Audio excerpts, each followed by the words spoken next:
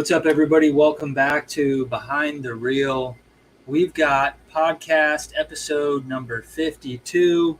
Got a few things, got a few of these under our belt, and appreciate you guys tuning in. We are going to talk about the Wilson Lake event that was hosted by the Kansas Kayak Anglers back on July 9th. And we had some really good limits caught out there that day, some really warm weather.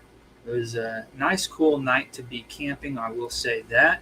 But it definitely warmed up quick out there. We had pretty good turnout out there for as far away as it is, but that is definitely a destination lake.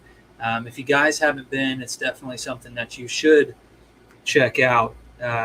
Definitely not your typical Kansas lake. It is a pretty sight to see. So if there's an opportunity for you guys to get out there and do some fishing, whether that's a tournament or some fun fishing, I do highly recommend it. Lots of good fish out there to be caught. And there is going to be an opportunity for you to get out there this coming weekend with the All-American Kayak Series, and they're going to have a 2-day event out there. So that is going to be a new one for that lake for sure. They were out there last year, and it was just a 1-day deal. But they're going to have a 2-day. I'm trying to find some info on it. Let me see here.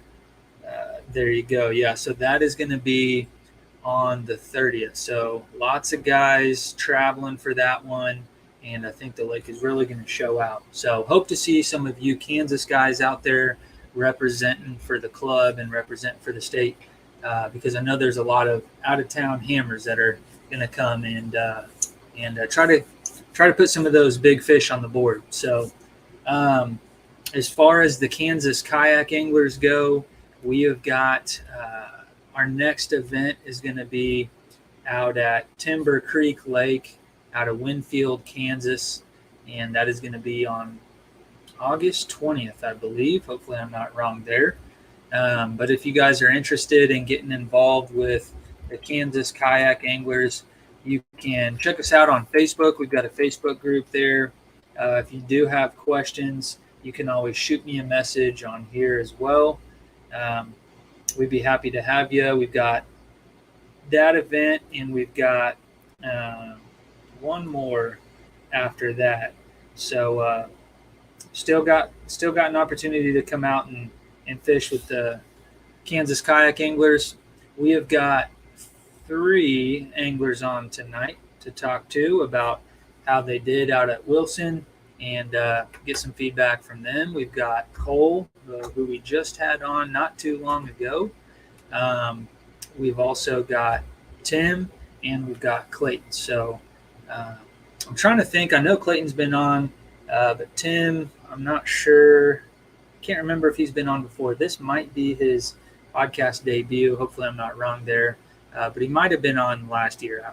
I'm not for sure. But we've got Cole Spriggs, Tim Segraves, and Clayton Westgate. So no strangers to the podium, if you will. But we're going to go ahead, bring them on, and we're going to pick their brains. Make sure you guys stay tuned to the end. They're going to give away all the secrets. Let's go ahead and bring them on. What's up, guys? How's it going? Hey, John. Tim, is this your debut? It is. It is. All right. I watched the number. It's my debut. Welcome. Won't be his last. To the show. Yeah, I don't think so.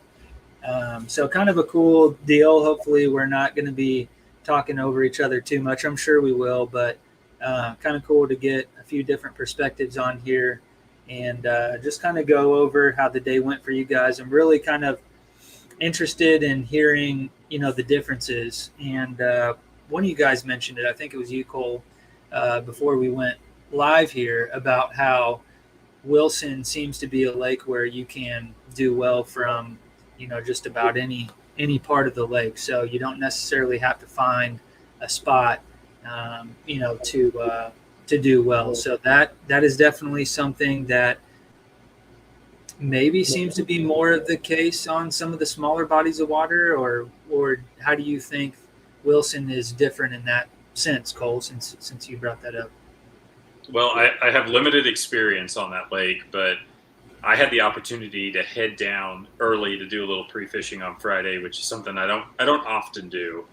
And what I noticed is it didn't really matter where I went. If I, found fishy areas, which were all around that lake, I caught fish. So it made it pretty difficult to hone in. And I feel like I at least covered 8 to 10 miles of shoreline, some offshore structure in that time frame.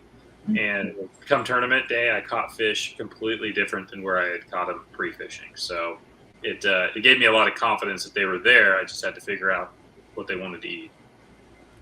Okay. All right.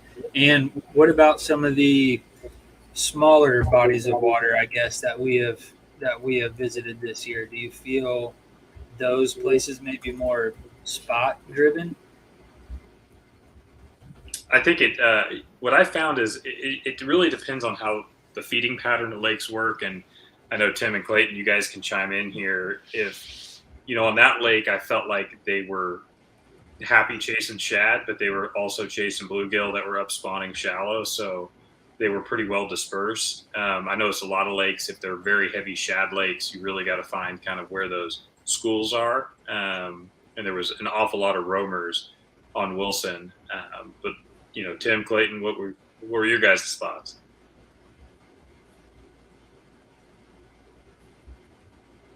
I would say that mine were all shad chasers for the most part. I think they were probably feeding on craws also, but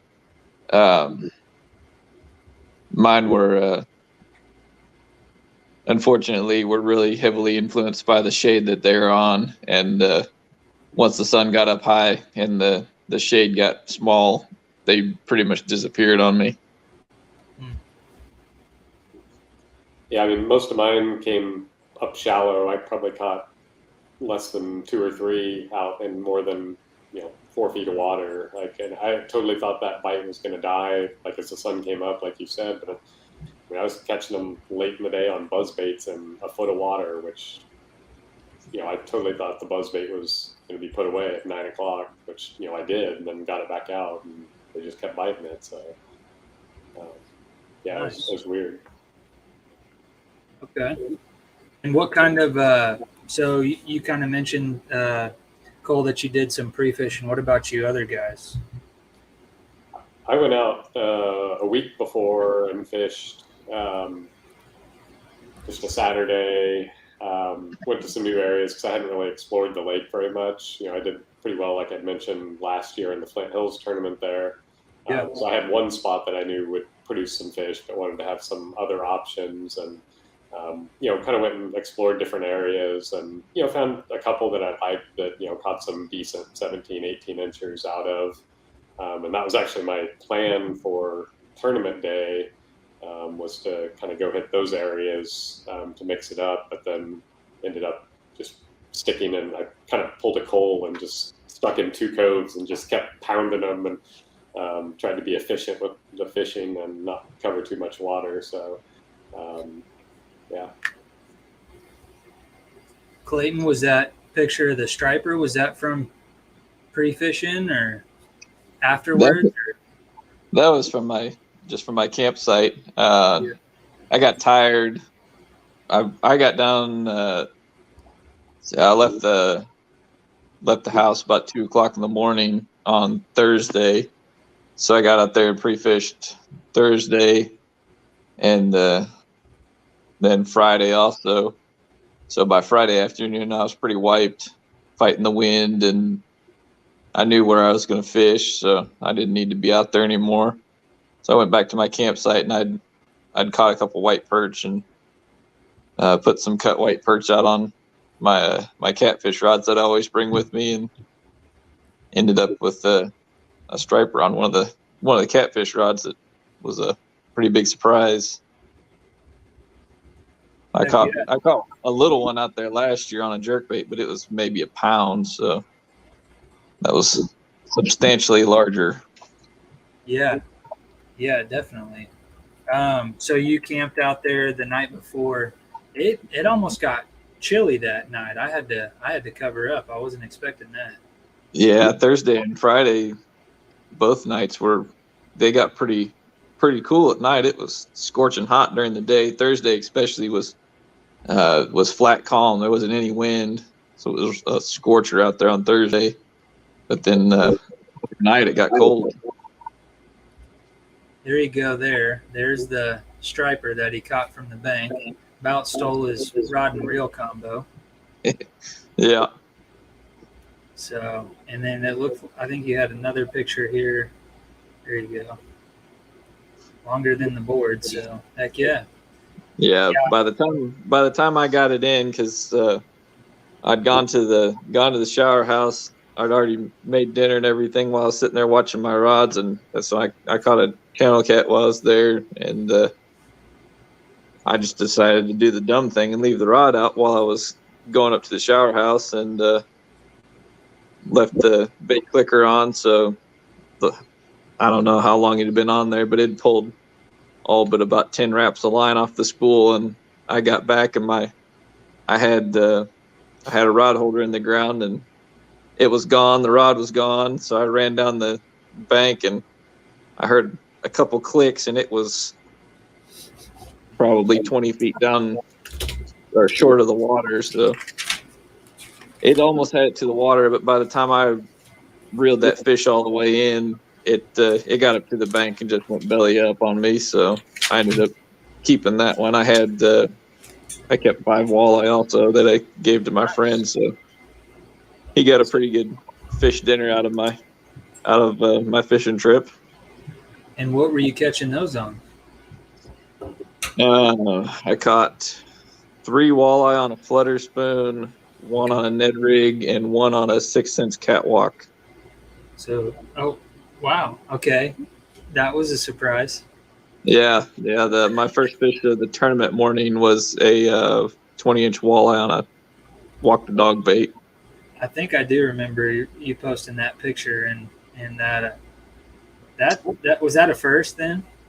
Yeah, I've never caught a walleye on topwater before. That is definitely unusual. Yeah, I had a couple topwater firsts this last week, or that same week. What was the other one? I caught a drum on a buzzbait this last week. That's right. That's the one that I was thinking of. Yeah. That was a feeling of accomplishment. Yeah, or just, if it was me, I'd have just probably gave away all my fishing equipment because they seem to be attracted to me. I almost caught one on a frog at Big Hill last year. It followed it all the way to the boat and took a shot at it right at the boat, but didn't get the hook. So, wow, I just had that one coming, I guess. Heck yeah. I'm curious. We can just kind of go down the line here, though. How did you switch up your approach with the summer, weather in full effect for this event? So, how did things change maybe from previous events, or how would you have done things differently at Wilson if it were maybe a couple months earlier in the year? Cole? Well, I certainly I can't answer that question very well, John. This was my first trip on the lake, so I have no previous experience, and for a lot of the folks that come in and maybe fish a lake for the first time and it's a tournament setting, just have fun with it. That was really my goal. Is I set this as a bucket list lake this year that I wanted to fish and try out. So going in, when you set up the strategy, it was, hey, who do I know that's fished this lake? And it was surprisingly few people. And I heard some of the common answers that I think most guys can kind of see online of productive areas that I certainly tried out. And I had one individual at work that kind of gave me some tips on some areas. And come pre-fishing day, I went out there and I caught a couple of decent fish. I had an 18-inch smallie and 1 20-inch largemouth, and I quit. I don't know about y'all, but I don't like pre-fishing. I don't like doing well during pre-fishing because it's always bad juju for the tournament. So I gave up on the spot and said, this is where I'm coming in the morning, and used the rest of the day to go explore the other areas of the lake. also found that they were productive as well. And so my tactic was really just looking at water temp. I was pretty shocked to see it was around 82, 83 degrees when I put it on the water. I was expecting it to be higher, and I start to dread when it gets over 87 because it tends to really narrow the bite window pretty significantly. But when I saw that, I got a lot of encouragement knowing we had a cool night ahead of us and that it may drop a few degrees as well. So at least surface temp. So I knew that fishing should be good all day. And that panned out during the tournament when I was catching fish up till the last, minute of the tournament. Okay. And what about you, Tim? Yeah, I mean, I would say kind of similar. I was a little surprised. Yeah, I think tournament morning I was reading like 78 degrees or something like that, and I totally expected to be in the mid 80s, as hot as it's been.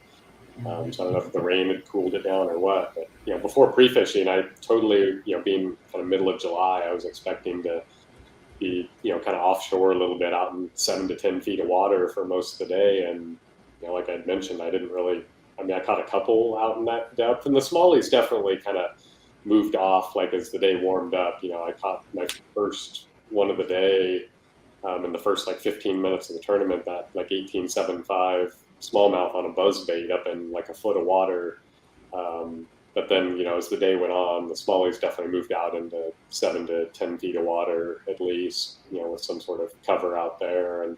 But the largemouth stayed up shallow and kind of bit up there all day. So that was kind of my focus later in the day. So. And you said you had some good experience with Wilson the year prior with Flint Hills Kayak Anglers. Talk about that. I caught 2 PBs in a row in the first like hour of the tournament. I caught a 21.5 inch largemouth, and then probably 30, 40 minutes later caught a 22 inch, just right in the same area. And I was just almost done at that point. I was like, I don't even care how the tournament goes, catching 2 awesome fish like that. It was like, and I actually only caught, I think, 6 fish that whole tournament day. So I didn't catch a lot of fish, but it was enough to get the win on that tournament, having 2 huge kickers like that. I think I had a couple 17s and a 15 maybe even. I don't remember for sure, but it was a good day. So. Heck yeah. So did you come in to this event with any expectations? I knew big numbers would be put up just because Wilson, it just has so many like 17, 18 inch fish. I mean, you can catch a 17 or 18 inch fish in almost any cove there. It's just whoever was going to find the kickers. And so.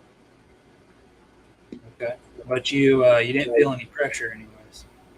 Not really. I mean, I always just go into tournaments to have fun. And, the Flint Hills tournament, I mean, I think there were only 13 or 14 of us. It was a pretty small turnout. So I didn't have high expectations, going up against 30 plus people or however many we had. So 31. I'd like to see some more out there. It's certainly big enough for it. Yeah. So maybe next year, once they see how well everybody did, we'll see a few more people make the trek out there. But what do you think kept them away? Was it the weather? Was it the drive? And maybe the gas prices? Or people just don't like fishing in the summertime around here? A little bit of everything. All the above. Yeah. What about you, Clayton? Fishing this time of year, and maybe how you would have done things differently otherwise. I was really going out there. I've only fished Wilson twice before. Really? Once when I was a teenager, and then last year with Flint Hills. So I was pretty much basing everything off of last year's experience with Flint Hills. So I came prepared to fish a lot of shallow grass, and there just wasn't a whole lot of shallow grass except for the really, really shallow stuff. And I wasn't getting bit in that. Apparently everybody else was. So I kind of reverted to stuff that I do at some of the lakes I fish more often, and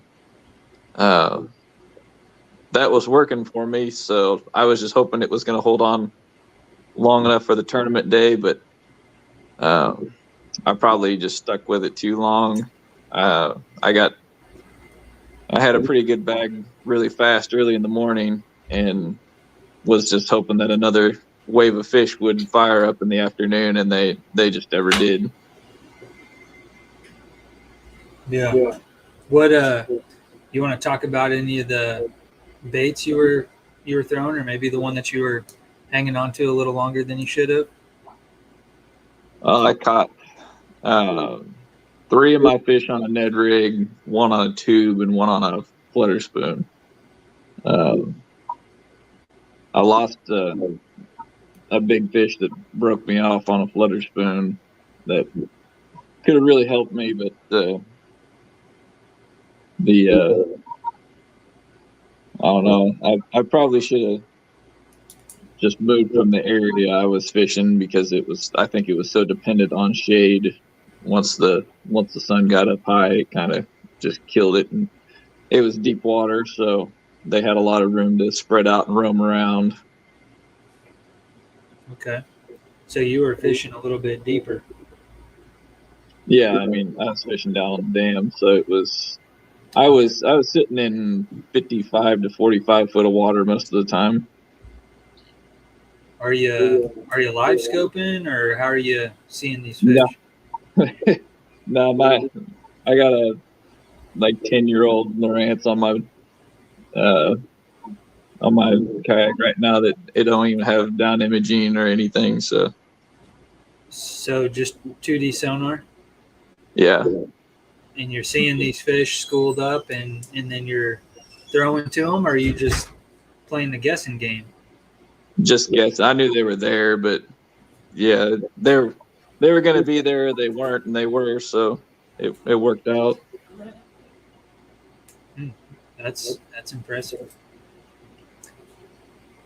Cole's out here fishing the lake for his first time, and he wins it, and you're over here nailing him on 2D sonar. I like it.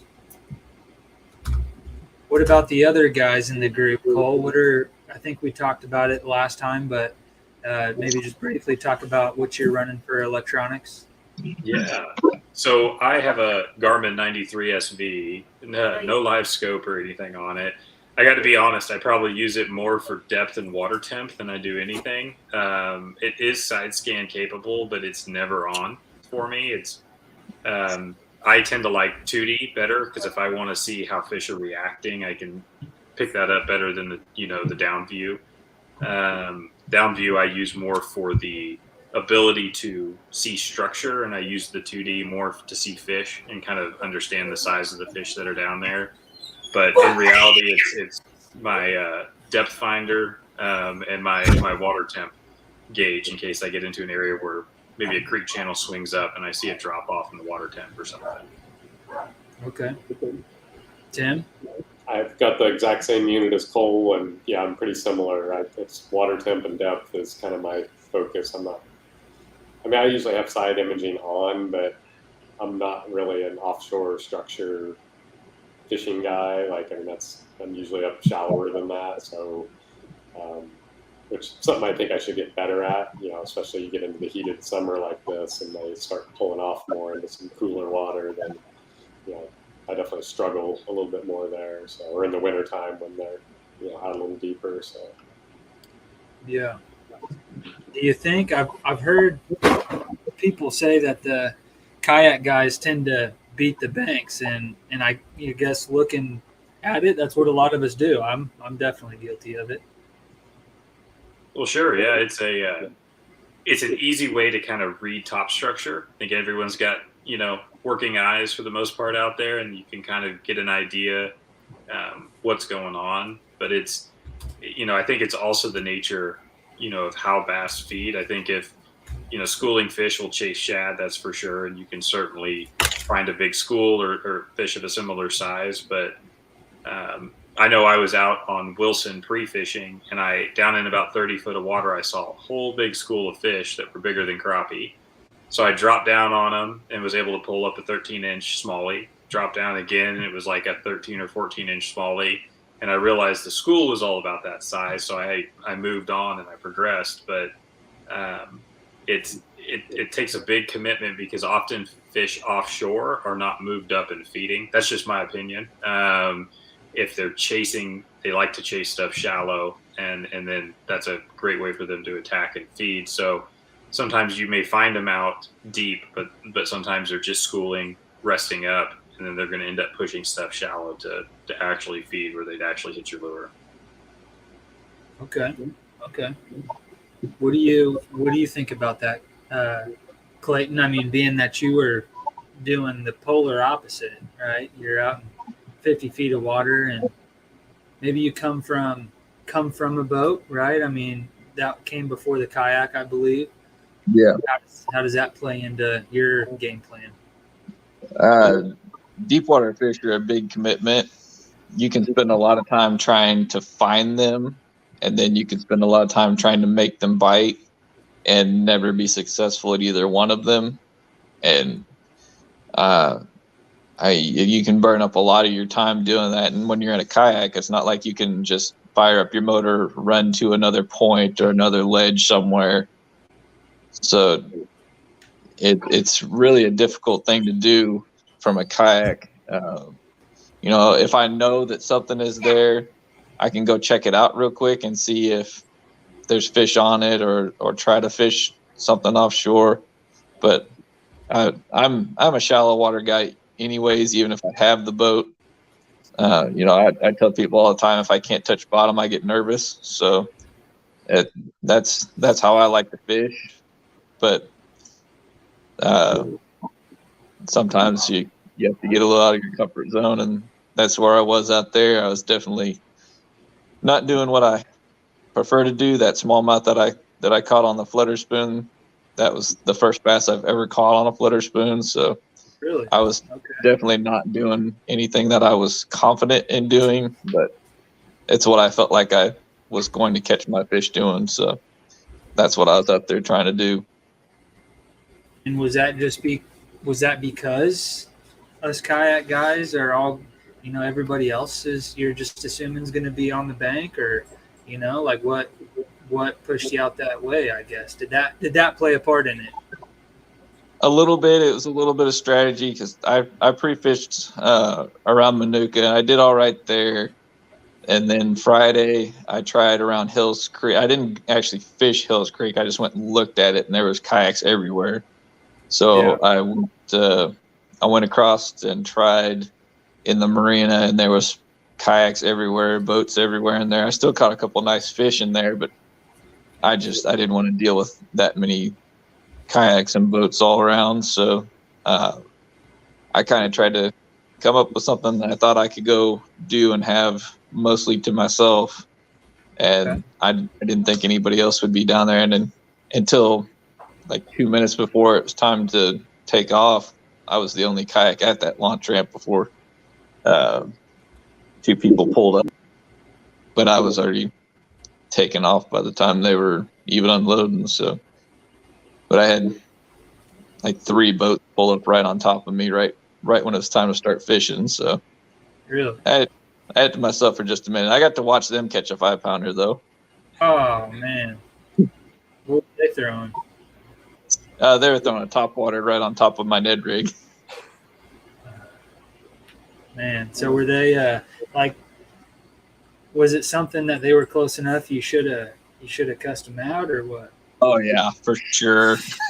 I wanted to real bad, but it doesn't do any good with guys like that, just they're gonna act like that. So you just kind of, I'm in an orange kayak sitting in open water. It's not like I was blending in. No, not at all. So have you had a lot of experience doing with that sort of thing? Like, because I know you've done some guiding. Is that obviously something you've encountered, I'd imagine, before? I've seen it from both ways. I've had, usually it's not, when I'm in my boat, it's usually not fishing kayaks. It's the recreational people that they're just clueless about how the etiquette on the water works, where they'll go in between you and the bank when you're 20 feet off the bank and wave at you like nothing's going on. Yeah. And then I've had the boaters in my kayaks that will pull right up on top of me or cut me off and go down the bank the same direction I'm going, like I wasn't even there. And he said, I'm in a bright orange kayak. I know you saw me. I had it happen at Lacine last year at what was it? The Northeast Kansas Kayak, I think. I was fishing with them at their Lacine tournament. And I was in an orange kayak and I had a bright chartreuse shirt on, and a guy jumped right in front of me. He turned and looked at me right as he was putting his trolling motor down, so I did a really sarcastic wave. And he came over and talked to me about it, said he didn't even see me. How did you not see me? Makes me a little concerned when you didn't. I mean, I had my flag. It was early. The light was still on. I got a bright green shirt. I got an orange kayak. I'm not blending in here. No. Did you guys have anything like that? Have any boats or anything? I mean, there's obviously a lot of activity out there this time of year. Yeah, I had similar to Clayton. Nothing that really frustrated me. They were all fishing for money too, and they were all tournament guys, because I believe the day we were out there were actually 3 boat tournaments that launched, and I was working one bank, and there was 1 or 2 boats in front of me, 1 or 2 behind me, and another guy kind of putting along. And so I just joked with him. I said, "Hey, hitch on, join the train." He got a kick out of it, but one thing that almost got me pretty bad was I was coming out of the boat launch, and I didn't realize that ramp, because we launched before those boats put in the water. I hit a ramp that I think had 20 something bass boats that were all there for their weigh-in their tournament, and I was the 15th person in line to try to go trailer my boat, and I didn't bring wheels, had no way to get it out of there. And based on the timing and how close I was cutting it, I wouldn't have made weigh-in, but I just walked up and was friendly, talked to the tournament director and said, "Hey, I'm in a tournament too. I got to try to make it to this point. Can I jump your line?" And he was nice enough to hold up the line and let me jump him real fast and throw my kayak on and get out of there. So, it helps to talk first, and if that doesn't work, I guess you can, Captain Jack Sparrow them and jump on their boat. So. Heck yeah. You didn't have to do that, did you, Tim? No, the areas I was in, I had a couple other kayakers in part of the area, and then the one cove I spent the most time in, there was one other kayak in there when I first got there, then he left, and then, the bass boats definitely cycled in and out of there all day pretty much. But I will they're all pretty friendly to me. Talked to a couple of them. One of them that actually caught from what I could tell, it was a good 3 or 4 pounder off kind of the point of the cove, which I hadn't fished yet.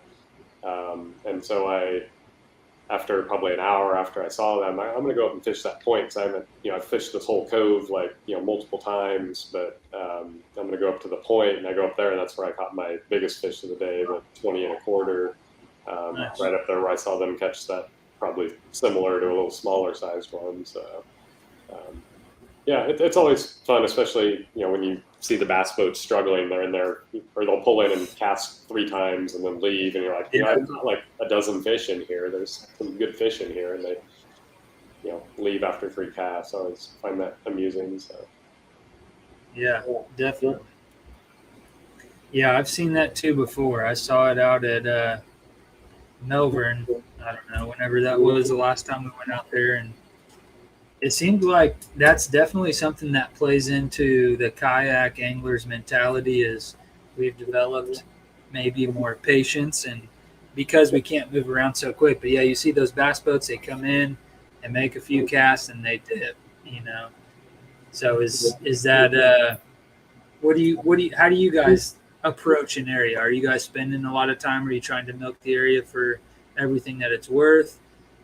Do you kind of decide on, more so on pre-fishing what you're going to do, or are you running and gunning? Especially Clayton, you've got I think you're the only one with the motor, I believe.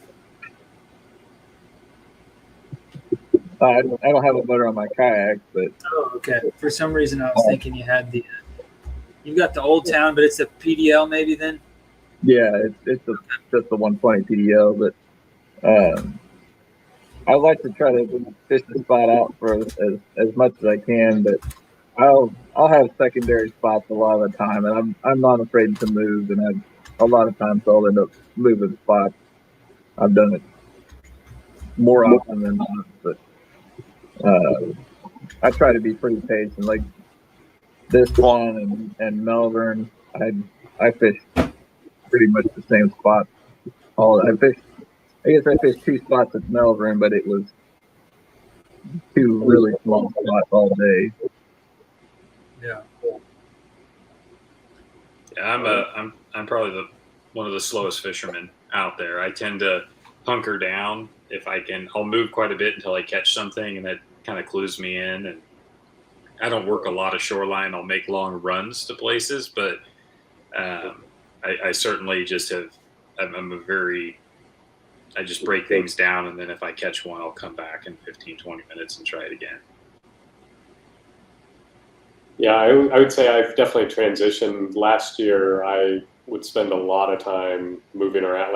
8 miles of pedaling in a day was pretty normal for me in a tournament day, and that's a lot of time you're not fishing. So I've tried to commit more to spots or have two spots in mind. I'll move a lot, like pre-fishing, like even the Friday before the tournament at Wilson. I think I covered almost 9 miles because I wanted to check out some other areas that were in the same vicinity. I went way out west of the marina, found a cove I liked there, caught a couple decent ones, but it was a long ways to get there, so I wasn't going to target that area. But yeah, tournament day, it was kind of, I had the spots I hit, and then I was going to go to another one, but I just kept catching fish, so I'm like, why leave fish to find fish? So I kept going, and especially when it's a lake with a lot of smallmouth, they'll kind of roam and cycle in and out and stuff like that. You're not like catching the one big largemouth that lives in that area, and and then moving on. So I feel like with the smallies, they kind of reload in certain areas. So. Okay. So yeah, I brought this question up, and then I forgot to address it here. So you think that smallies move around a lot? I guess he's saying from day to day. You're kind of saying maybe even throughout the day. What is your approach when you know there's smallies involved, as pertain to his question, I guess? I mean, for me, I would not consider myself a smallmouth expert. Yeah. Well, this year, I've done well with them, at Wilson and at Melbourne. But yeah, you definitely, I think throughout the day, you definitely see them move deeper. They're up feeding shallow in the morning, maybe. Although sometimes, the sun comes out and that fires them up as well. If it was cloudy, and like Melbourne, they kind of fired up pre-fishing, I think, when the sun came out. So I don't know. I haven't figured them out for sure, but they definitely seem to roam around a lot more than the largemouth. I think the largemouth are lazier and just kind of find somewhere to hide and ambush stuff. So. What about you two? Yeah, I'd second that. I'm not an expert by any means, but I love chasing smallmouth. They are my favorite bass to go after, and all of my PBs have come from places that I fished even 30 minutes prior, but ventured back around because I just think of them often. They travel in wolf packs, and they'll sprint up on a point or on a shallow hump or some structure to feed. Then they'll kind of go back and I wouldn't even say it's day to day. I'd say it could be minute by minute, just depending on how they interact. So similar to how a lot of white bass and stripers operate as well, they'll kind of hang out and then they'll blow up on bait, start chasing, feeding, and then back off again. So don't be afraid you catch a smallie off a point, for example, don't be afraid to go back there in only 15 to 20 minutes and try it again. Clayton? Yeah, they're definitely roamers, and I think to add to Cole's point as far as circling back, they're very curious fish. So sometimes that commotion of you catching a fish will bring more fish in, it seems like, because I've had times where I can see in clear water, you'll catch a fish, and then you'll suddenly have a pack, a small wolf pack fish move in, just cruising down the bank, and it seems like that's probably what has brought them in, is that commotion they hear, which maybe they thought was a feeding fish, and they came in to see if they could clean up on some easy meals. Okay. Heck yeah. You what smallmouth waters? You fish a lot of smallmouth, don't you? Quite a bit, yeah. Where's your favorite smallmouth lake?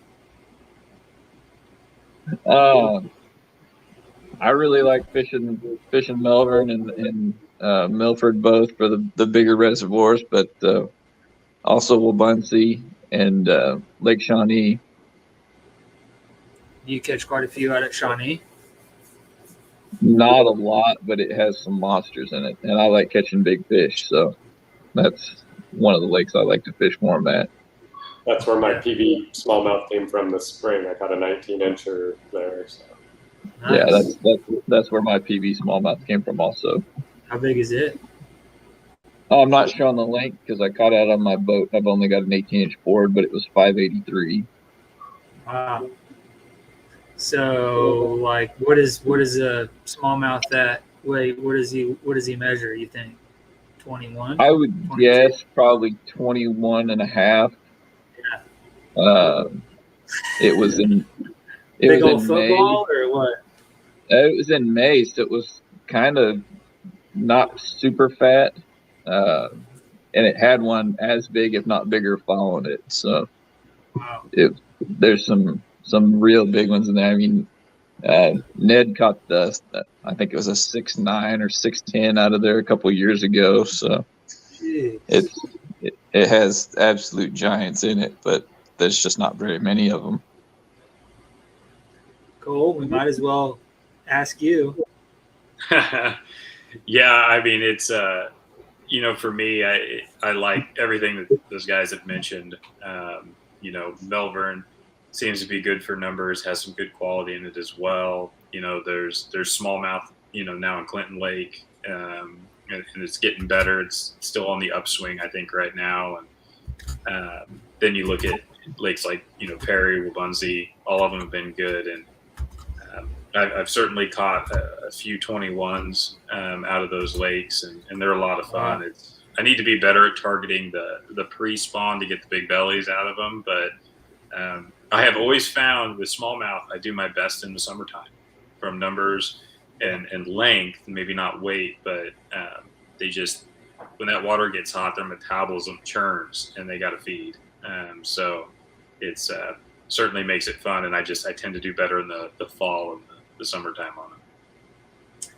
Well, my PB smallmouth is only 18 inches, but it did come in the summertime, and it was totally unexpected. I wasn't necessarily fishing for smallmouth. I didn't, I had the idea in my brain that, all the smallmouth are going to be out deep this time of year, but no, it was shallow. I was in maybe 3 foot of water or something, and caught it on a square bill. I think our smallmouth are scared of deep water. Yeah. Well, they're always shallow too. Like it seems like they're in like 4 or 5 foot of water max. We got more stained water. Do you think that's maybe part of it, or just what do you think that is? Yeah, I think it's probably the stained water and then being visual feeders. I mean, of all the smallmouth that I've caught over 4 pounds in Kansas, I don't think I've ever caught one deeper than maybe 7 foot of water. Really? That's definitely interesting to hear, because I've heard people say that, but fishing smallmouth in Kansas, does that translate anywhere else? I don't think so. No, I know a kid that fishes in the college Bassmaster, and he came. They had one of their tournaments at Milford a few years ago, and I talked to him before about it, and I told him don't even bother going to deep water, and he went and pre-fished in deep water like he fishes in South Carolina, and he said he caught one fish. the whole day pre-fishing for smallmouth in deep water. Yeah, I told you there's no smallmouth in deep water. He said he caught a lot of drum and wiper and walleye, but he couldn't catch any smallmouth out in deep water. But when he went up shallow, he said he started throwing topwater all day the next day during practice, and he was catching smallmouth on topwater in the middle of the day when it was sunny and calm and hot outside. Yeah, that sounds right. That's about how it usually works for me. Yep. Heck yeah. Let's see. We got a question. He's asking does anybody on here know if they've recently introduced smallmouth to Kreitzer Lake? I just noticed a couple of weeks ago on the creel signs. It wasn't recent. It was before they reopened it. Okay. I thought I'd originally planned it to be a good smallmouth lake, but then I guess the largemouth kind of took over or something. Is what I heard. Yeah, I saw a picture of a 19 3/4 out of there a few weeks ago. Wow. Okay. Is that a fairly new lake, or you said when they opened? Yeah, I think they just built it 20 some years ago, but it only opened in the last 10 or so years. Really? It's a pretty new lake. Okay. But they stocked it with brood fish, so it does have big fish in it. They stocked it with what? Brood fish, adult fish to spawn the lake, to sustain the lake. I got you. Because they've already got large. They had a 9.7 largemouth weight in a tournament last year also. So he said he caught one and booked one in 17 feet of water during the tournament. Hooked one. Probably hooked one. Not booked one. Okay. Never targeted smallmouth anywhere. I caught 2 at Melbourne, trying for walleye in the spring. Personal best is around 18. But let's see. I had something else here too. Oh, I'm gonna go ahead and I'm gonna pull up our Tourney X, and we can kind of maybe talk about a couple of these catches. You guys can give away all the juice here. All right, so we didn't even talk about what it took, but it took 92 3/4 inches to win. Cole had a 20, a 19, 18 and a half, 17 3/4, 17 and a half. Here's a big one. You're going to see one of the skinniest 20-inch fish you've ever seen. Maybe it doesn't look that bad on the board, but it had no belly to it. It was a great kayak tournament fish right there. Definitely. What'd you catch him on? Which one? So, give you some backstory. Going into the tournament, I took off and had to make a long run, and I realized I made a critical error and I left my net in the back of the truck. And in a tournament, I don't rely that heavily on a net, but for big fish, it sure gives you a lot of confidence if they're going to shake you. So I really had to slow down for every fish I caught. And during the tournament, I completely switched gears from pre-fishing to fishing really shallow grass and just burning a Cinco, and they would come out of 6 inches of water out of nowhere. And it was more of a reaction bite. But this fish came probably, I don't know if there's a timestamp, but pretty late in the day. And I, without the net, I had a few that did the head shake into the side of the kayak and popped a jig out that were certainly of good size. But it was a fun tournament. I found that the bite was probably like a lot of anglers. I caught a limit probably in the first 15 minutes of small smallies. But it took I think it took until the last 8 minutes of the tournament for that 18.5 to upgrade a 16 out of there, which was right at the boat ramp where I was waiting to pull out, waiting in the line of boats. So I got pretty lucky on it, but it was a very shallow bite, and it was primarily on, soft plastics and small jigs. Okay. Let's see, and then you had, let's go over here. 19. One looks a little bit more healthy. Yeah, I would say most of the fish I caught seemed very healthy for that time of year, except for that 20-inch fish. He was hungry.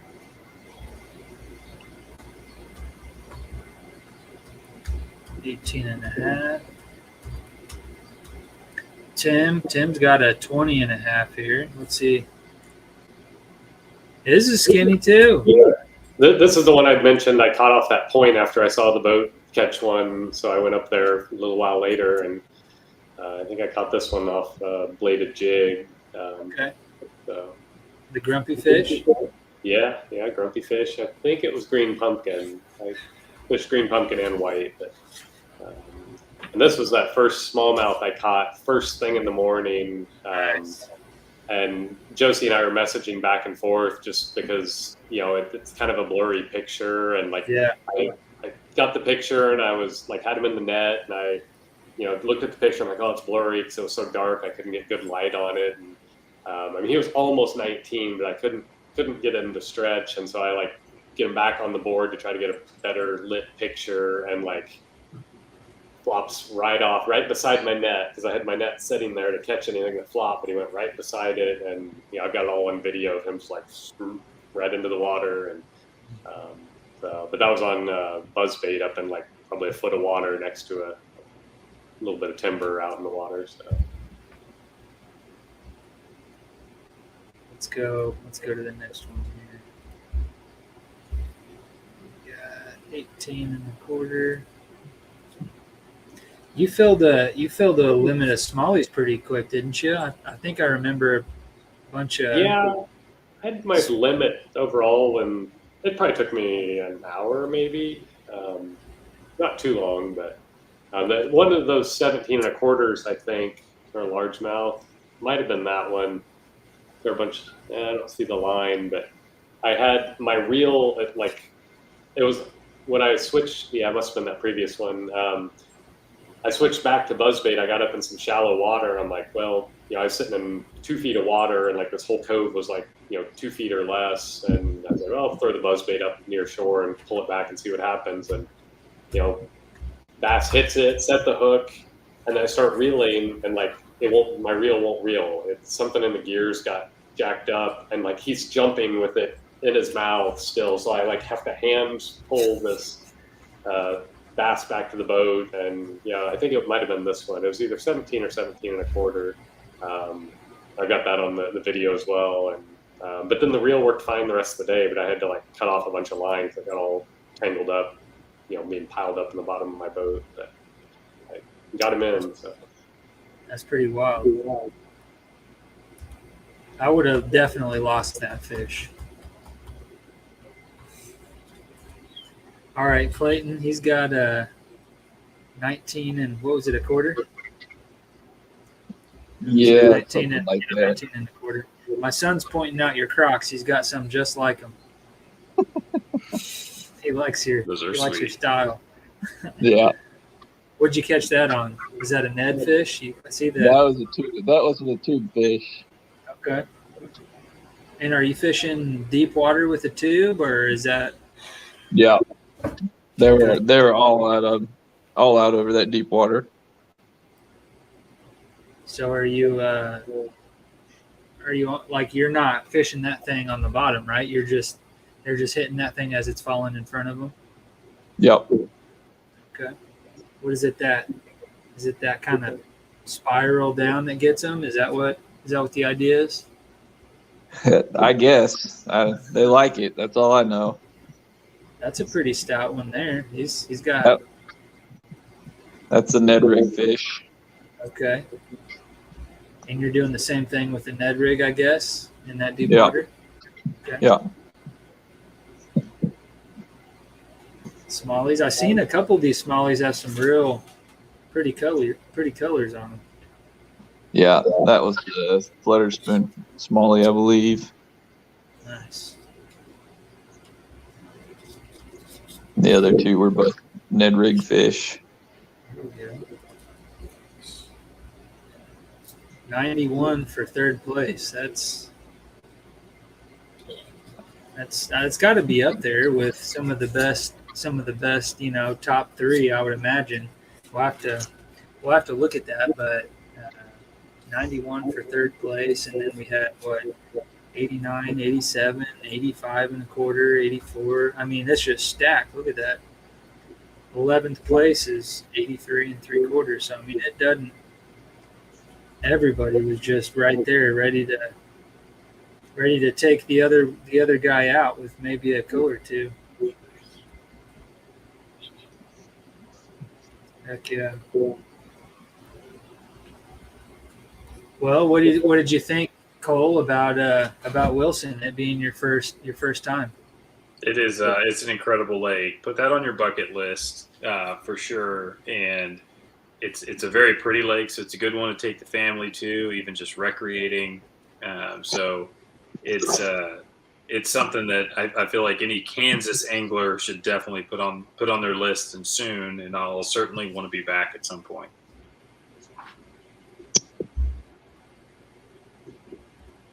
And Clayton, I know it was kind of one of your few trips out there. Same thing. Is it definitely a place you're wanting to come back and visit? It's a fun lake. Wilson was my worst tournament of the year last year, so I was really wanting to do better this time. I achieved that. I felt pretty good about my day. I lost one good fish that would have helped me, but overall, other than sticking to my spot probably longer than I should have, it's also I love bass fishing, but I'm a multi-species guy, and it's an awesome lake if you like catching whatever will bite. So it's probably the best walleye lake I've fished in Kansas, and I do enjoy catching walleye also. The stripers are a huge bonus for me. Still haven't found any of the blue cats that are supposed to live in that lake, but it does have a lot of channel cats. I sight fished some carp while I was out there last time. That was cool. Some of those carp that were on the top, got some of those on bread balls, and caught a really nice mirror carp. So if you like to catch whatever will bite, it's a really cool lake to do that at. But I was really torn because during the tournament day, I had 2 keeper walleye tied up to my boat while I was trying to catch bass. So I forgot. Thankfully, I forgot my sandwiches in my cooler in the truck, and I got really hungry like 11. So I went in and filleted my walleye, and then I went back out and fished some more. Okay. You said you filleted them up during the tournament? Yeah. I went in and got my sandwiches, filleted my walleyes real quick, and threw them in the cooler, and went back out and kept fishing. Nice. Oh, yeah. Okay. So I guess one question I did have for you was, do you feel like you should have gone shallow at some point? I mean, obviously you put up a great limit, but is that what you think could have possibly costed you the win? Or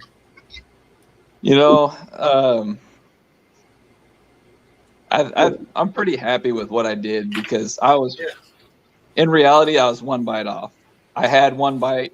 I broke that fish off. So I can't really say that I should have changed what I did. Who knows? I could have made 1 more cast somewhere, done something a little bit differently, that maybe that bait would have fallen in front of the right fish. I know I had 1 on a drop shot at one point that I set the hook on and I didn't stick. That was later in the day. So I was, with a limit like that early in the morning, you're only looking to upgrade a little bit. So I only needed 1 more bite, is the way I was thinking. So I really didn't want to leave that spot and go fish a bunch of water that I hadn't been on and, hope to maybe stumble across the big fish. So I was pretty happy, even at the end of the day, that I didn't find the fish that I needed, with just the fact that I stuck it out on my spot. And, I danced with the one that brung me, and it didn't work out, but that was what I had in my mind that I was going to do, and that's what I did. Instead of last year, I panicked and I bounced around a lot because my original spot wasn't working out for me, and I didn't do that this year. So I was happy that I stuck it out this time. Yeah, no, I think that's definitely an accomplishment, doing something that's maybe a little bit out of your element and placing it as high as you did, bringing home a check and putting up some good fish on the board. So yeah, I mean, you'd have got that fish in, things might have shook out, a little bit differently. What about you, Tim? Did you have like the game-winning fish come unbuttoned, or do you feel like there was something maybe you should have done different? Or No, I mean, like Clayton said, I don't think I would have changed anything. I did deviate from my initial plan. I was going to hit these, few coves, that I did well at last year, and then I was going to move to where I pre-fished the weekend before. But I caught a couple decent ones, and I don't know where I was sitting at that point, but I had a decent limit at that point. And I was thinking about heading over to my next spot, which was like a mile and a half across the lake. And that's when I decided to go hit that point where I caught the 20 and a half or whatever. And that's what reminded me, hey, just stay in this cove and just keep fishing it because there's more fish in here. And I think I got one more upgrade out of there, that like 18 and a quarter half smallmouth. I caught right in that area as well. So, yeah, I don't think I would have changed anything. But yeah, there's definitely good fish all over that lake. So. Yeah. Well, do you guys want? I've got some AOI calculations here. Is that something we want to hear, or you guys like superstitious? You guys want to hear that or not? We don't want to. We don't want to give Cole a big head. Okay, so this is not like final. This is subject to change. If I need to have a couple more eyes on it before I make it official. But shout out to Shad Schaefer for helping out with some of this stuff here. We've got Cole in the lead here. He's got 985 points the way we've calculated our points here. He's got 985. Matt Skuchis in second, 982. Just not very far behind. Scott Reese just behind him. He's been showing out here.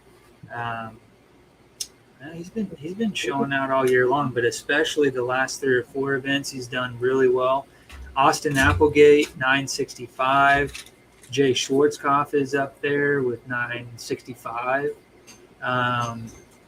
Tim Segraves is in 7th here with 958. And we've got Richie McMichael in 8th, Clayton Westgate in 9th. And as you guys know, we still have a few more events. So the top 10 or so really stacked, really close, and then you start to see things kind of teeter off about 15th place or so. But that's kind of where we're looking at now. So are you guys what are you guys thinking about AOI? Is that something you're kind of actively trying to chase? How are you hitting all of the tournaments throughout the end of the year here, or Cole? I mean, it would, it's certainly a kudos to whoever gets that. It's accomplishment. I know if I read it right, is there 6 tournaments, or how many tournaments are on the KK? Total, we have I think goal or whatever. 1, 2, 3, 4, 5, 6. Right. Yeah. 6 of 8. Yep. So we have technically, if you fished all 8, you guys calculate out of 7. Is that correct? 6. Or is it all total? Or out of 6? Okay. Yep. So you'll get a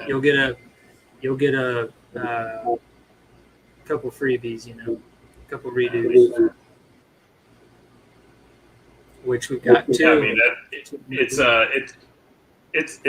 a very stacked field. I know I've been fishing tournaments for a while, and every year I'm more and more impressed at the quality of these anglers. So I'm sure it's going to always be a tight race and continue to be throughout the year, because it's certainly a really strong field. Although we may not always have the biggest turnout, there's a lot of really good fishermen here. So I think it's going to remain tight till the very end. I think the Wilson standings prove that. 31 guys, and 11th place has 83 inches or something silly. It's a great lake, but it takes good anglers to catch them. So are you fishing the last 2 then? Are you trying to get the best? I'll always chances? try. Okay. I think there's probably a high likelihood one of them I'll miss, but okay. And would love to just to fish alongside these guys that are in it, and learn more. I think this has been this has been a year that I've really explored a lot of lakes I've never fished, and that's what's fun about it. I'm very self-competitive, so I really liked what Clayton said, and Tim as well, just that you go out there with the mentality of, can you fish clean? Can you do what you control? And I'm just glad to be a part of it. Yeah, no, I think Shad's right. He's correcting me here, because before he calculated these, we confirmed we did do top 5 is what we did, and that was because kind of the first year, and we were doing a little bit of traveling. So I think we talked about maybe only allowing a couple of them to be dropped off maybe next year. So yeah, top 5 is the answer. Sorry, that was incorrect. Tim, what about you? Are you going to make it to both of them? Or? I think I should make it to the Timber Creek one. We'll see on Hillsdale. Maybe. I mean, that's pretty close to me, so hopefully. But yeah, we'll just have to see. I know Clayton's gonna kick everybody's butt there. What about you, Clayton? I won't be at Timber Creek, but I'm planning on fishing Hillsdale. Okay, you got some experience there. It's 15 minutes from my house. Okay, so you fish there quite a bit. Yeah, I'm one of the few people that around here that seem to like the lake. Okay, not anybody's favorite, huh? It's a tough lake, but it has big fish in it, and it can be a lot of fun. I like tough lakes. It's part of fishing is figuring out the puzzle. Going to the lakes where they just jump into the boat's not always the funnest thing for me. I seem to do best at the tough events when you got to really scrape for your fish. So I guess that's part of why I seem to like the lake. Is it's a tougher lake that I get to go out and figure it out every time. It's very rarely do you go out there one day and you go out there the next day and catch them the same way. It's kind of the same way there in Lacine both. You can't really catch them the same way 2 days in a row. So it's enjoyable to me figuring out that puzzle, going out there, and I've caught some of my biggest kayak bass have come out of Hillsdale, so I've seen some pretty big ones out there. I had one last year that was 22 and super fat. I don't know what it weighed, but it was a big fish, probably pushing 7, and I had a 19 3/4 the same day. So there's big ones in there. Nice. They got some good smallmouth in there, don't they? I've never seen a smallmouth out of there except for there was one weighed in during one of the Thursday night tournaments that they have out there. Okay. I've never personally caught one out of there. I was thinking that was where Ivan. I was thinking that was where he went and bank fished out there and caught like a 3 or 4 pound smallmouth out there. But maybe I'm thinking of a different lake, possibly. It's possible because I know that there's apparently a few that have managed to get in there, but I didn't see anything about it. I just know that a couple of guys that I'm friends with that fished the Hillsdale weeknight tournaments, they had one that was weighed in. But that was a 15.5-inch fish. So it was well short of 3 or 4 pounds. Yeah. Okay. Well, what do you, before we go, what do you guys think about the Kansas Kayak Anglers inaugural season so far? What is your feedback on it, or something you guys are looking forward to participating in next year, or what do you think? Yeah, I kind of said my piece, John, on the Melbourne podcast, but I appreciate all the work that you guys put into it, and I think it's great to see all these clubs come together for this series and bring a lot of really good anglers across the state into these events, and it certainly makes for some stiff competition, but a fun group to interact with. For sure. Tim? Yeah, I totally agree. It's been a good season. I've had some good tournaments, some bad tournaments, but it's always, I think the lakes have all been pretty solid and fun to fish and different conditions. So yeah, it's good competition. It's been fun. I've enjoyed it.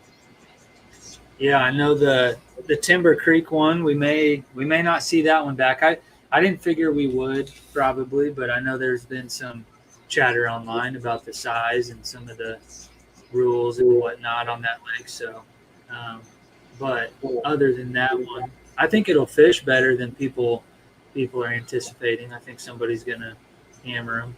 We'll see some good limits out there, but yeah, definitely some bucket list lakes like Cole was saying earlier, and really cool to see all the guys kind of come together from all the different clubs, and kind of definitely some stiff competition for sure.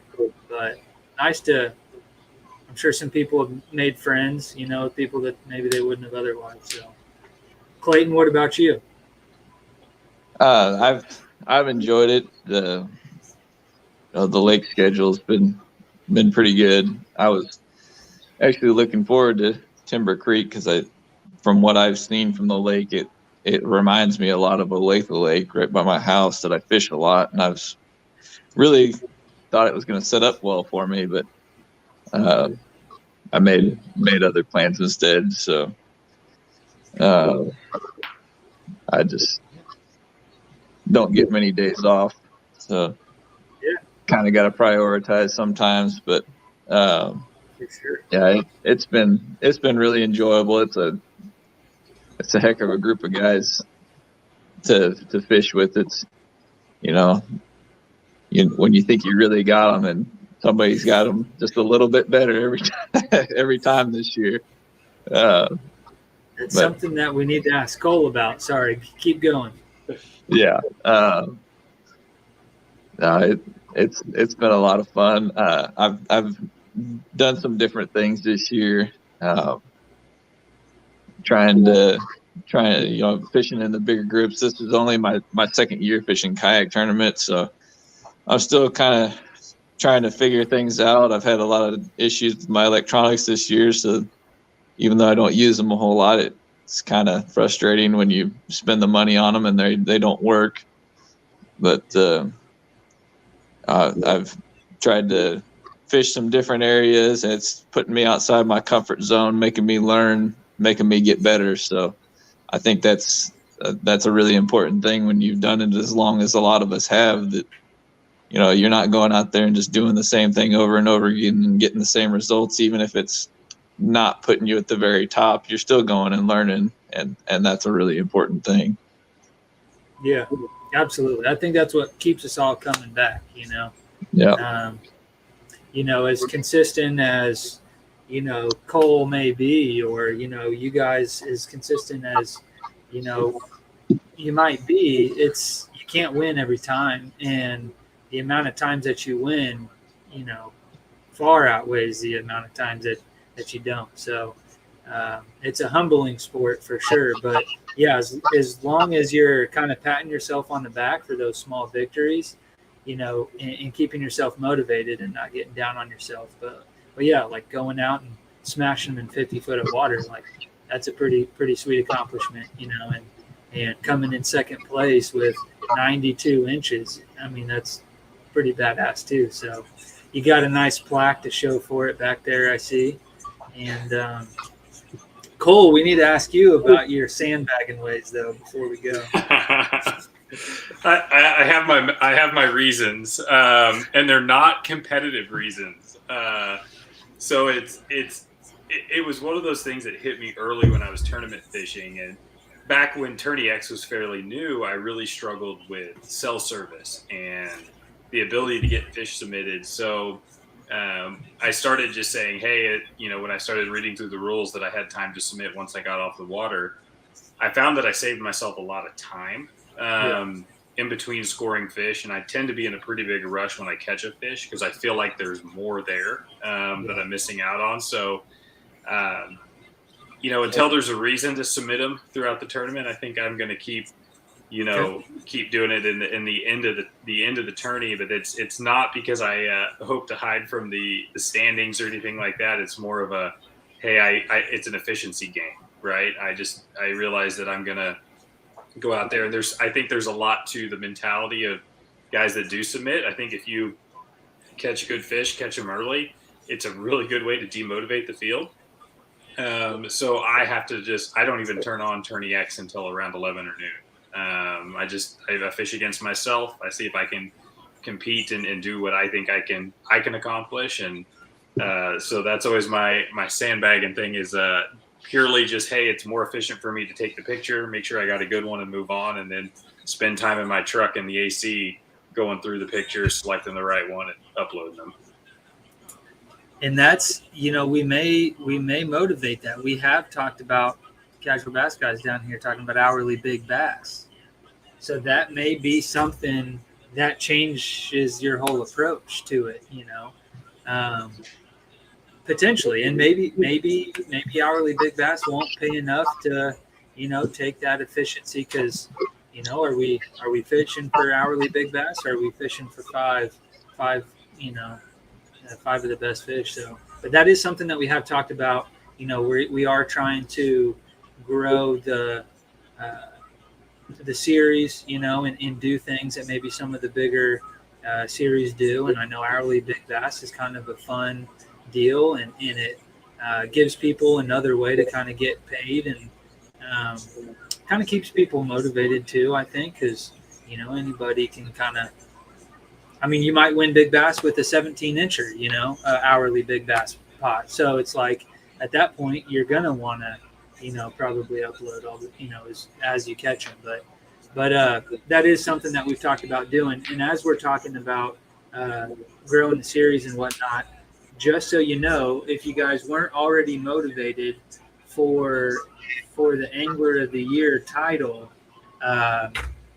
we're paying that out $1,000. So we've got $1,000 set aside right now for AOY, and so whoever wins is coming home with $1,000. So yeah, that could definitely help, and definitely take care of all your entry fees next year. Maybe put half a tank of gas in your truck, and maybe a spool of line or something there. But anyway, something too that I don't think we've mentioned. So haven't been the greatest at communicating some of these things, including AOY, and so that is something for you guys to definitely be motivated about. Appreciate you guys fishing the series, and you guys kicked ass at Wilson, and we'll definitely see you up there in the standings at a couple more of these. So anybody else have anything they want to maybe sign off with? Just say thank you, John. Appreciate all you do, and looking forward to seeing you around.